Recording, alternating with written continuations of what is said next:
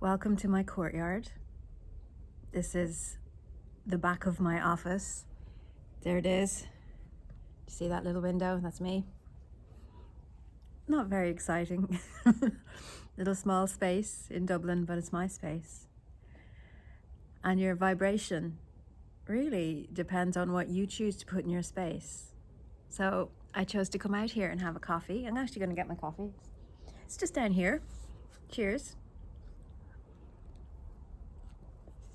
And we've been working very hard to raise our vibration. I think raising our vibration is vital right now while everybody's losing their minds. So I know my boot campers won't mind me sharing this exercise. Oops. I got a new, it's a selfie stick. It sounds so, ugh.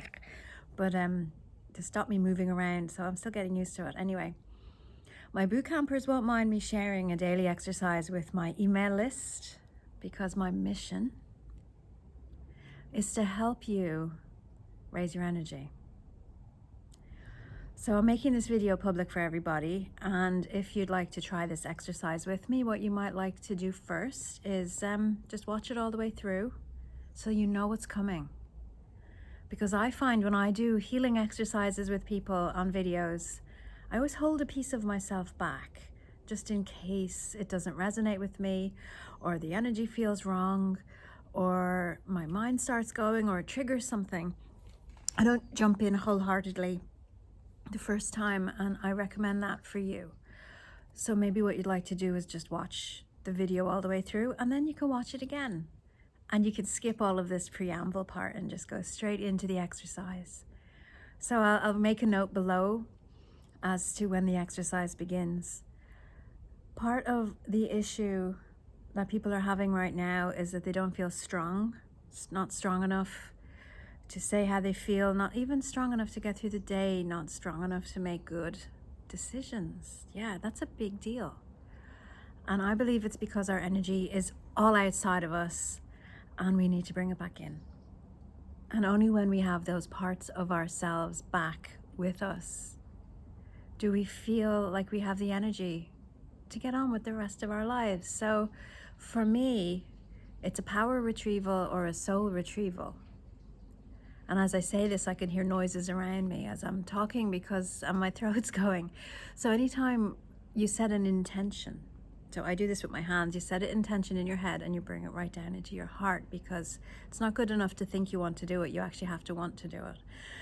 It sends a ripple outwards. So just notice as you're watching this with me, if you are ready to set your intention to retrieve a piece of your soul right now, something around you might shift and go, oh no, I don't want that person to be powerful. Oh my God, what would that mean if that person was powerful? That would change everything. And it actually would.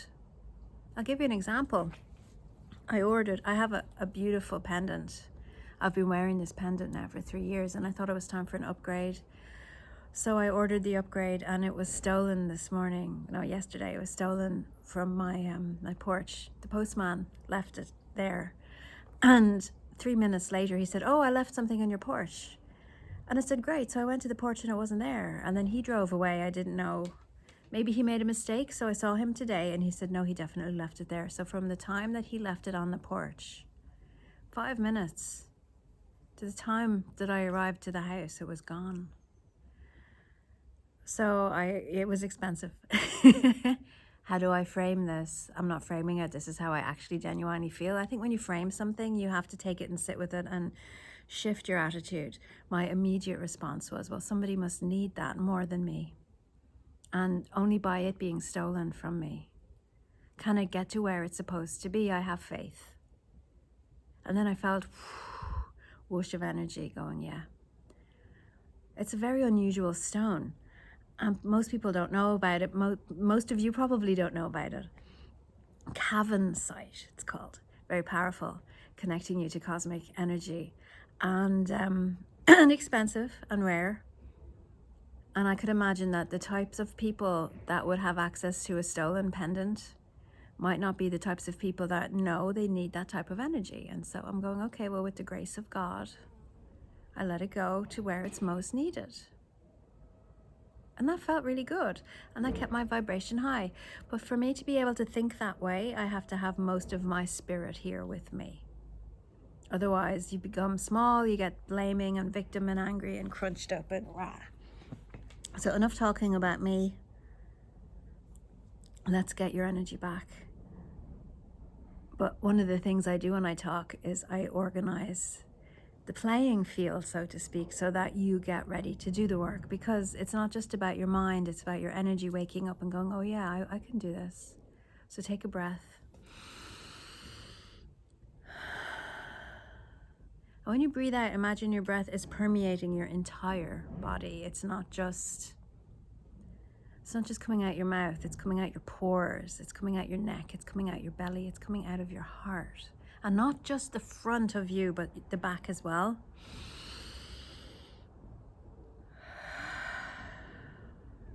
Okay. Let's do a focused breath on the back of the heart. And imagining like the cobwebs and stickiness and of you know, when you just haven't cleaned something for a while.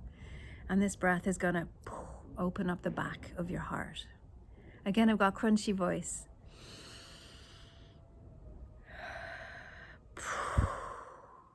Opening the heart.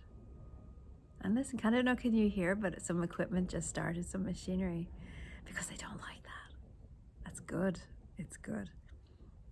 I'm bringing your awareness from your mind into your body, into your hips, down your legs. That's it, into your knees, into the feet, and into the ground. I've noticed that it doesn't take people as long to do this now, which is wonderful, because you could spend a whole day just doing that part. It's not a waste of a day, but you never get too much more done than that. Okay, so now you're in your body. I want you to imagine that you're walking on a forest path and you're coming out into a garden and you're sitting down on the grass and you're just feeling the trees, the air, the wind, settling, relaxing, opening up your energy. And now feel your angels come in, because my God, there's a lot of angels around right now. And say to your angels, if you can't feel them, say to them, please can you release, I'm going to clear my throat, excuse me. Please can you release what's ever in the way of me feeling you better, sensing you better, knowing that you're there. Now again, this is why I asked you to watch the video and not do it. So when you're actually doing it, you need to realize that that might have consequences, and I'm not going to hold myself responsible for those. It could be anything.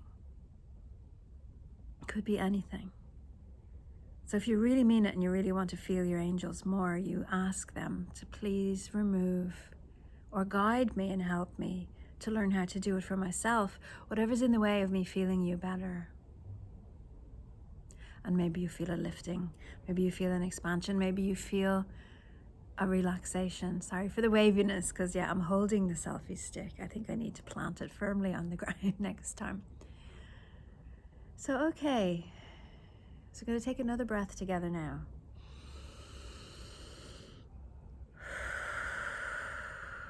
When connecting in and going, yes, we're surrounded by angels. Now this is you surrounded by your angels. I'm not with you. Though obviously I'm creating a space for you to do this because I'm feeling it. So we widen it and open it out and you say, okay, if there's any soul pieces that are ready to come back to me now, any parts of my soul, any aspects of me that are ready to make peace with me, any aspects of me that are powerful pieces that have not yet stepped in, I make space for you to step into my body now. And yes, of course, there's going to be consequences. Be aware of that. So we're doing it with kindness and compassion and love. If you have this powerful piece that steps in, it might also be an angry, powerful piece, and you don't have, suddenly to all the things, all the wrongs that were done to you over the years, and it all comes coming back up. I want you to just breathe it out, because we're here now. We're in today. We're not in yesterday. If you've done your work, if you've done your forgiveness, it won't be as hard. If you haven't, notice it. Write it down maybe. Just make a note of it and say, okay, I have to do work on that. And don't go phone the person or write to the person or attack anyone. This is energy work. It has consequences and implications in real time. So breathe and soften. And say, okay, what do I need to do in order for this piece of my soul, in order for you, beautiful energy, to stay? To not say, hey, she's doing it again, or he's doing it again. I'm out of here. I'm not doing this anymore. You keep doing that thing or saying those things or watching that stuff, and it hurts me. So I can't do it anymore. So you have to, okay, well, what is it? So just clear your mind now and say, what is it that I need to do? And yeah, I've got my hand up. Say, make yourself responsible. What do I need to do so that my soul energy will stay with me at a high vibration?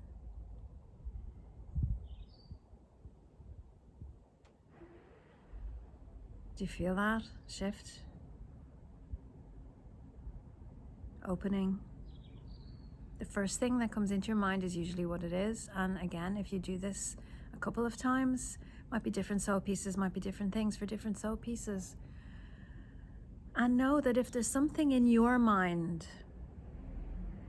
the material you, the muggle you, the three-dimensional you, which does exist, if there's something in your mind that you feel that you need to be doing, then that's going to also come up as a thing that you need to be doing. So maybe you need to be doing it.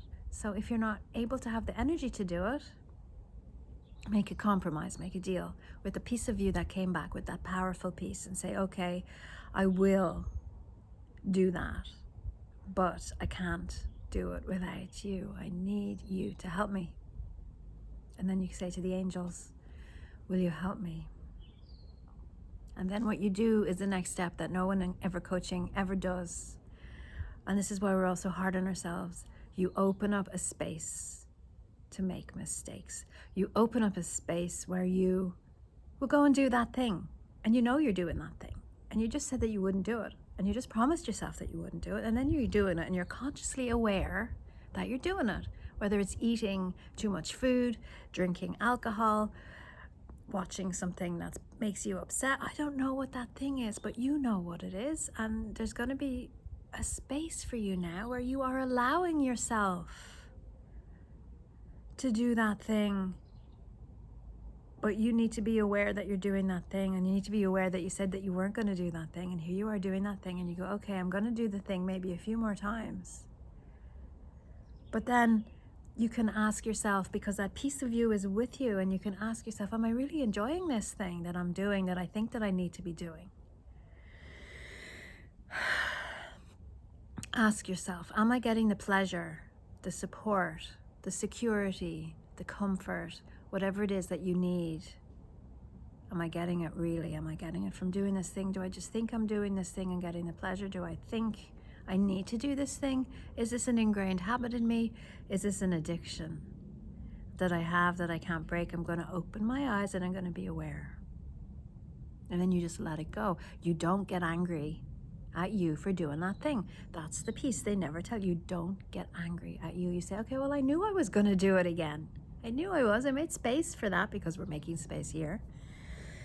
And then you come back to this, to the space where you're sitting in the forest. You've got a little grassy garden in the forest, and you're going to the piece of your soul, and you're going, see, I told you this was going to happen. You need to be patient with me. And I'm going to try again.